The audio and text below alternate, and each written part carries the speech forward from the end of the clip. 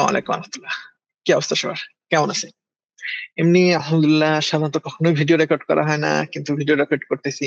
একটা জিনিস দেখানোর খুবই মন চাইলো, যার কারণে দেখাচ্ছি।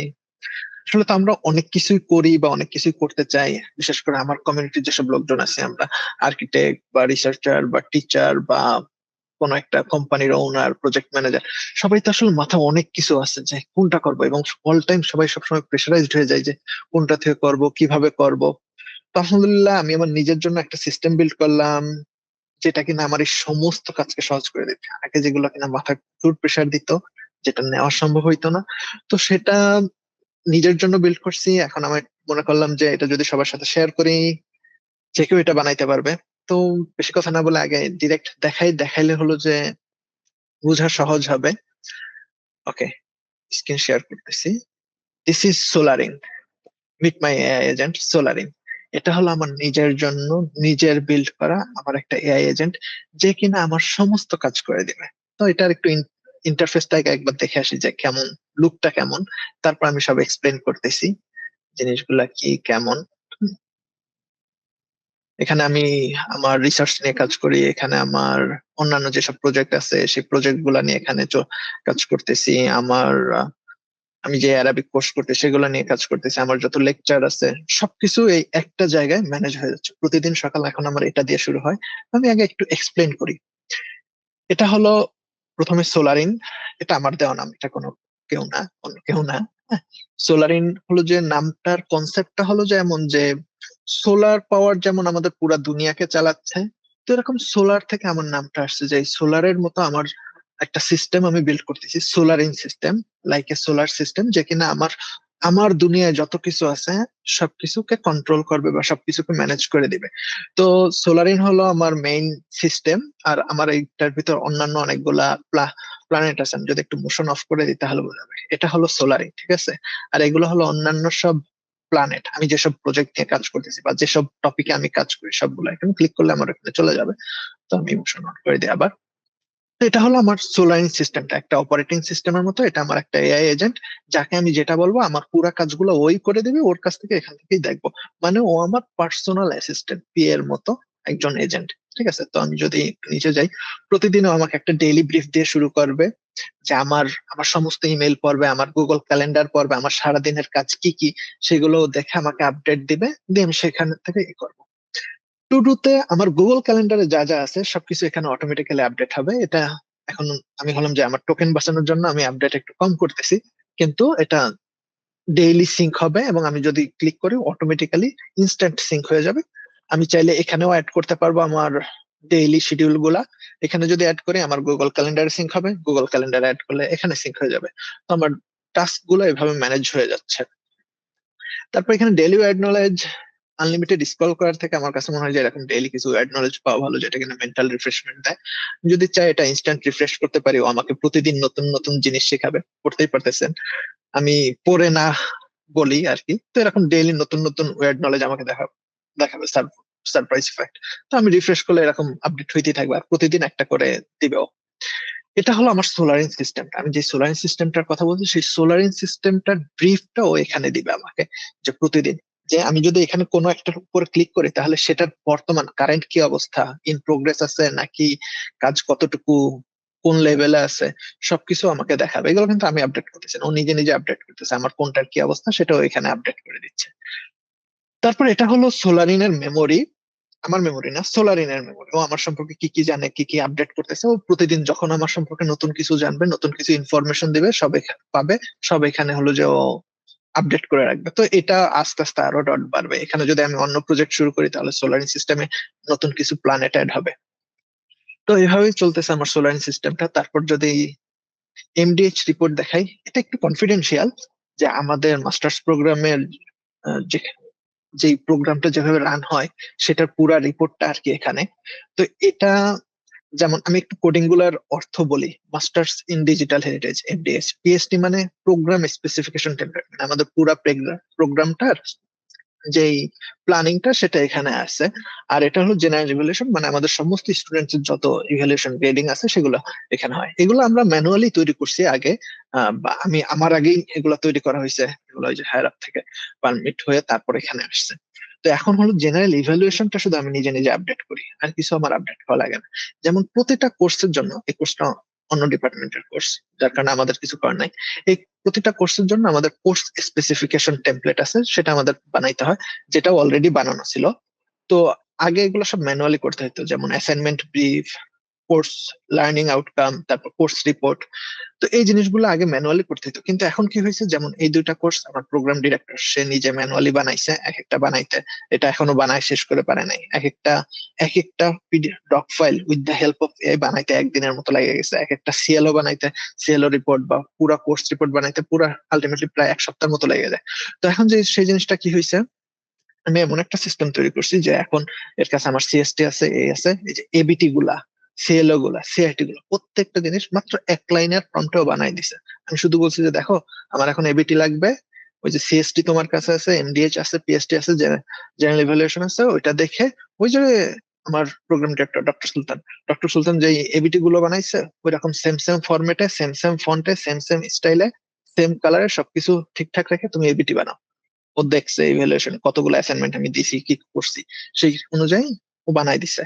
সিএলও ও বানাই দিছে, সিআরটি ও বানাই দিছে। আমার কাছে কি শুধু এটা পড়ে দেখা যায় ঠিক আছে কিনা, এবং পড়ে দেখছি যে হ্যাঁ, এটা হলো যে আমার প্রোগ্রাম ডিরেক্টর যেটা বানাইছে তার থেকে অনেক ভালো হয়েছে অনেক ক্ষেত্রে আর কি।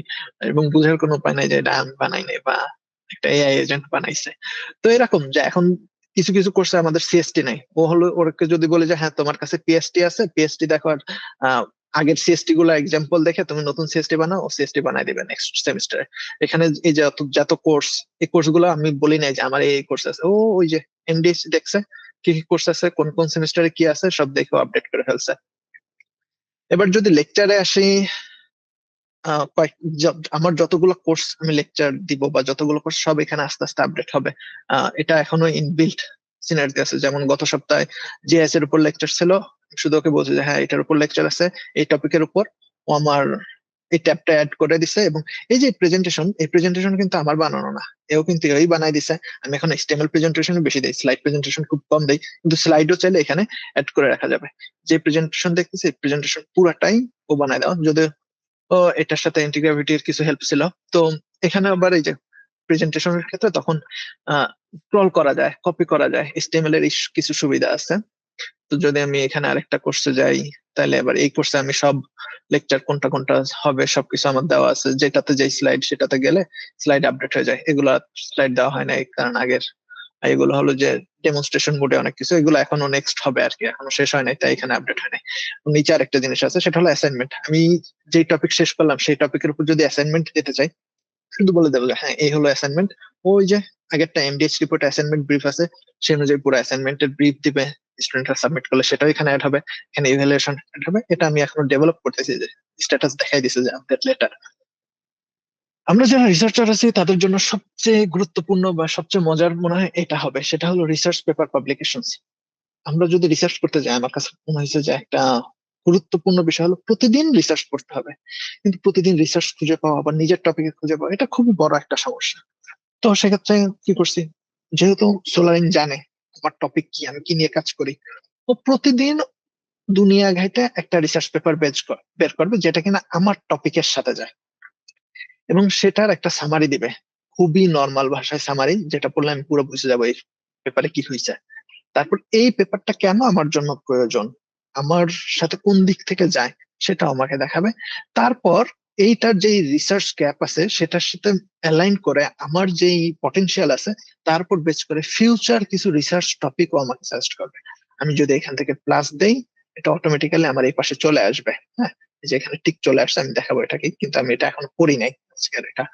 তো এটা যদি আমি চাই রিড পেপার অনলাইন দিলে আমি অনলাইনে চলে যাব, পড়তে পারবো। এখানে আবার রিডিং লগ আছে আমার, কোনটা পড়ি নাই সেটা ইউজফুল সেটা আলাদা আলাদা করা যায়, আমি শুধু মার্ক করে দিলে এইভাবে মার্ক করা যায়। এই যে এটা পড়া হয়ে গেছে, যাই হোক।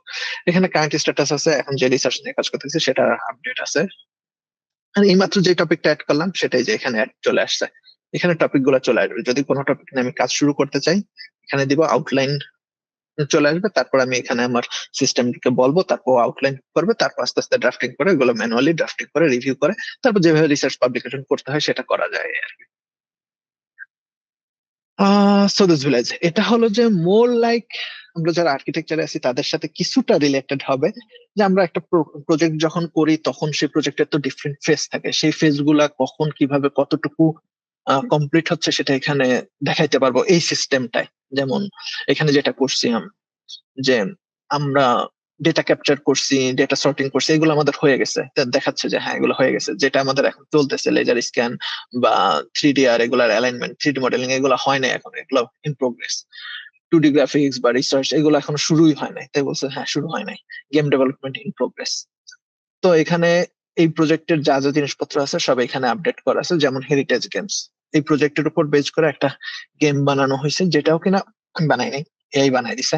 হ্যাঁ, তো যদি আমি দেখি এটা একটা অ্যাসাইনমেন্টের মতো, তো এরকম। আমি এখন না গেমটা না খেলি, কিন্তু এটা একটা ডেমো গেম। এরপরে যদি প্রজেক্ট গ্যালারিতে আসি, তাহলে এখানে আমরা এই প্রজেক্টের যত প্রসেসিং, যত গ্যালারি আছে সব এখানে আমরা দেখতে পারবো। এগুলো হলো যে লেজার স্ক্যান অ্যালাইনমেন্ট, একটা অ্যালাইনমেন্ট দেখাই। এটা হলো যে ভেতরের ইন্টেরিয়র লেজার স্ক্যান দিয়ে করা, মানে এক্সটেরিয়র তো হবে। এটা খুবই কমপ্লেক্স একটা মেজ লাইক একটা ডিজাইন, যার কারণে গেম বানাইতে চাই এটা দিয়ে। কারণ এটা এমন মেজের, মানে মাথা নষ্ট হয়ে যায়, এতগুলা রুম এইভাবে। তো এগুলো লেজার স্ক্যান দিয়ে করা। তো মজার বিষয় যেটা, এখানে যে এগুলো আপডেট হয়েছে, এগুলো কিন্তু আমি ছবি দেই নাই যে তুমি এটা আপডেট করো।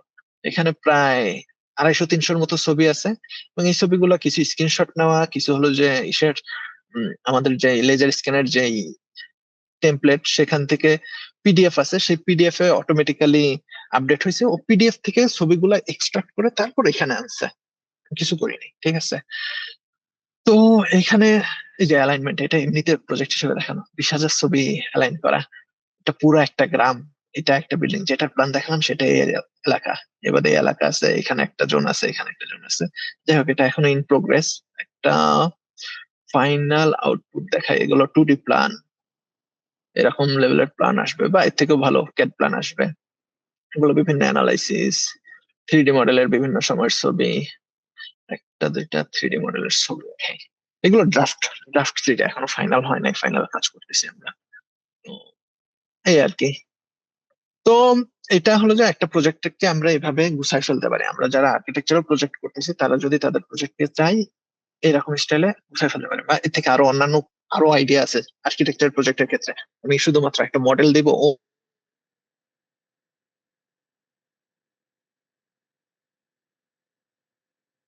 সাথে অ্যালাইন করে। এখন তো যেমন আসলে তো প্রতিদিন আপডেট হচ্ছে, হারমেস আজকে নতুন আপডেট দিছে কি, ওদের আনরিয়েল ইঞ্জিনের সাথে ওরা এমসিপি সার্ভার বের করছে। মানে তার মানে কি, এখন আমি যে 3D মডেল গুলো বানাবো এআই দিয়ে, সেটা ডিরেক্ট আনরিয়েল ইঞ্জিনের ভেতর তৈরি হবে। আর বিআইএম এর ক্ষেত্রে তো আমরা সবাই জানি অলরেডি এআই ওদের সাথে অ্যাডজাস্ট হয়ে গেছে। হাই স্ট্যাটিস এখনো কিছু করি নাই, যার কারণে বলতেছে যে হ্যাঁ আমার কথার জন্য ওয়েট করতেছে, যখন আমি কিছু বলবো তারপর হায়ার স্টাডিজ এর জন্য শুরু করবে এই আর কি, ইনশাআল্লাহ। পিক এন্ড বুক এটা আমি সেপারেটলি বিল্ড করতেছি, আমি এটাও দেখাবো, একটু দেখাই আসি। আহ পরে আমি বলবো যে কোনটা কিভাবে। এখানে হলো যে এটা অন করে রাখছিলাম। এটা হলো যারা কোনো বিজনেস করতেছে, এটা একটা চিন্তা ভাবনা আছে সেটা নিয়ে। এটা ড্রাফটিং লেভেল আছে, এটা কোনো ফাইনাল কিছুই না, এটার অনেক কাজ বাকি। তো যাদের বিজনেস আছে তারা যদি বিজনেস ম্যানেজ করতে চায়, এরকম একটা ড্যাশবোর্ড দিয়ে তারা তাদের পুরো বিজনেস ম্যানেজ করে ফেলতে পারবে। যেমন এখানে পিচ ডেক যদি আমি করতে চাই, এখানে আমি লিঙ্ক পেস্ট করে রাখছিলাম না, এখানে লোড করলে আমার যে কোনো প্রেজেন্টেশনও লোড হয়ে যাবে। বা আমি যদি চাই, আগের যেটা দেখালাম স্লাইড মোডে, এটা আমি একটু কম দেখাচ্ছি কারণ এটা আমি এখন দেখাইতে চাই না, কারণ এটার সম্পর্কে কিছুই জানি না এখনো। এগুলো সব আইডিয়া লেভেল অ্যানালাইসিস চলতেছে। তো এই যে পিক এন্ড বুক দেখালাম, এটা বানানো হয়েছে ইন্টিগ্রাভিটি দিয়ে, ঠিক আছে। আর এই যে এখন যেগুলো দেখতেছি এগুলো বানানো হয়েছে ক্লড দিয়ে। আর এটার সাথে হারমেস কানেক্ট হয়ে যাবে কয়েকদিন পরে। তো আমি কিভাবে কি বানানো সেটা নিয়ে পরে আসতেছি ইনশাআল্লাহ। আমার সবচেয়ে মোস্ট ফেভারিট হলো এটা। অ্যারাবিক শিখবো শিখবো 1.5 বছর হয়ে গেছে, কিন্তু শেখা হচ্ছে না, কারণ এরা শুধু ভিডিও দিয়ে গায়েব হয়ে যায়। আবার ভিডিও দেখতে গেলে প্রচুর অ্যাড আসে, আনলিস্টেড ভিডিও বা ইউটিউবের ভিডিও দেখতে গেলে। তো এসবের ঝামেলায় হয় না আসলে লার্নিংটা। আমি একটা কোর্স কিনছিলাম, ওদের 47টা ভিডিও আছে, 47টা ভিডিও এখানে দিয়ে দিছি, বলছি যে 10টা কোর্স হয়েছে আমার করা, আর যেগুলো আমি করবো সেগুলো আমি টিক দিয়ে দেবো। টিক দিলে বলতেছে যে সেভ চেঞ্জেস, মানে কি, এটা জানবে যে আমার 10টা বা 11টা কোর্স হয়ে গেছে। তো প্রতিদিনও আমার একটা কুইজ দেবে, এই 10টা বা 11টা যেটা আমার হয়ে গেছে সেটার উপর বেঞ্চ করে আমাকে একটা কুইজ দিবে। এবং যদি আমার কুইজের অ্যান্সার ভুল হয়, এগুলো কিন্তু সব আমার করা, বা আমার এজেন্টের করা, ঠিক আছে। আহ এগুলো কিন্তু এই সিস্টেম, এই প্ল্যাটফর্মই, ওই যে আমি যাদের কাছ থেকে কোর্স কিনছি তাদের নাই, ঠিক আছে। তাদেরকে আমি দেখাইছি, তারা বলছে হ্যাঁ তাদের ওই জিনিসটা দরকার। এটা ফুল স্ক্রিন করে দেখি। তো এটা এখানে হলো যে আমার কুইজের অ্যান্সার যদি আমার ভুল হয় সেটা আবার প্রতিদিন আপডেট হয়ে যাবে। আর এখানে আমার যেই লেকচারটা আমি সিলেক্ট করব সেই লেকচারটা আমার অটোমেটিক সেই লেকচারের পিডিএফ বা সেই লেকচারের কোর্স কন্টেন্ট এবং সেই লেকচারের ভিডিওটা এখানে লোড হয়ে যাবে, যে লেসন 4 আর এই যে ভিডিও। তো আমি এখান থেকে দেখে আমি খুব সহজে আমার ক্লাসটা করতে পারি। এখানে আমি যতগুলা লেসন শেষ হয়েছে সেই লেসন গুলার যেই ভোকাবুলারি সেগুলো আপডেট হচ্ছে। এখানে আমি আরেকটা অপশন রাখবো, এখনো কাজ করতেছি, যে যেখানে কিনা এই ওয়ার্ড গুলো আমি নিজে যেগুলো শিখছি সেগুলো অ্যাড করতে পারবো। আর এখানে রিভিউ, ওই যে যেই এটা করলাম না, কুইজ দিয়ে আসলাম, সেই কুইজে যেসব অ্যান্সার ভুল করছে সেসব আবার এখানে চলে আসবে। যতদিন পর্যন্ত আমি না পারবো ততদিন পর্যন্ত আমার এখানে ডিউ থাকবে, ঠিক হইলে তারপর পাস করবো আর কি। এই হলো মোটামুটি ওভারঅল সিস্টেম। ওকে, আরো দুইটা আছে, সেটা আমি শর্টকাট থেকে দেখাই। যেমন এগুলো এখনো করে নেই, ওয়েলনেস, সোশ্যাল মিডিয়া, এগুলো হলো যে এই যে এই অবস্থায় আছে। এগুলো করবো ইনশাআল্লাহ, এখনো জানি না। যেমন ওয়েলনেসে আমার সমস্ত মেডিকেল রিপোর্ট দেওয়া থাকবে, আমার সমস্ত কিছু দেওয়া থাকবে, ও আমার লাইফস্টাইল মেনটেন করবে, ও আমার ডেইলি ফুড হ্যাবিট বা অন্যান্য যা যা আছে সবকিছু মেনটেন করবে ওয়েলনেসে। তো এই আর কি ওভারঅল সিস্টেমটা। এখন আসি এটা কিভাবে করলাম বা কিভাবে করা যায়, বা খরচের কথা। প্রথম যদি খরচের কথা দিয়ে শুরু করি, আমরা অনেকেই চ্যাট জিপিটি সাবস্ক্রিপশন ইউজ করি 20। এখানে আমার মিনিমাম কস্ট $20 পার মান্থ, এটা লাগবে, এটা আমাদের সম্ভব না। আর এই বাদে যদি আমি কত ফিচার অ্যাড করতে চাই তার উপর ডিপেন্ডেন্ট। যেমন হারমেস যদি আমি অ্যাড করি, এলভেন ল্যাবস এর এপিআই যদি অ্যাড করি, তাহলে এই যে আমার যে সোলারিন এর সাথে আমি ভয়েস কমান্ডে কথা বলতে পারবো। যদি হারমেসকে কানেক্ট করি তাহলে আমি টেলিগ্রাম থেকে কথা বলতে পারবো বা যে কোনো চ্যাট বক্স থেকে কথা বলতে পারবো, ও সাথে সাথে রিপ্লাই দিবে, সাথে সাথে আমার কাজ করে দিবে। আমি যদি একে বলে যে আমার ইমেল পাঠাতে, ও কিন্তু সেগুলো করে দিবে, সবকিছুই করে দিবে, ঠিক আছে। ও এখন আমার পুরা পিএ এর মতো পার্সোনাল অ্যাসিস্ট্যান্ট একটা। এবং এটা বাদে আমার চলাও এখন কঠিন, যে সিস্টেম হয়ে গেছে আলহামদুলিল্লাহ। তো আমার এটা মেইনলি যে পিক এন্ড বুকের যেটা দেখালাম, এই ট্যাবটা পুরাটাই ইন্টিগ্রাভিটি দিয়ে করা। এখানে আমার ক্লডের কিছুই ইউজ করা না। হ্যাঁ, আর হলো যে ইসের যেটা আহ, এই কমান্ড সেন্টার ম্যাক্সিমাম ক্লড দিয়ে করা, কিন্তু এই জিনিস ওপেন ক্লো দিয়েও করা যাবে, হারমেস দিয়েও করা যাবে। এখন ওপেন ক্লো বা হারমেস বা অন্য যে কোনো জিনিস দিয়ে যেটাই করি না কেন, আমার ব্রেন পাওয়ারটা কি হবে বা এলএলএম মডেলটা কি হবে, এটা ইম্পর্টেন্ট।